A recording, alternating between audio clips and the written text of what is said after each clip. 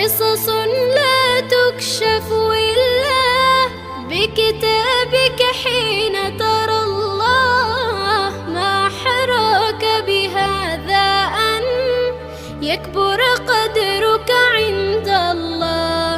هل لك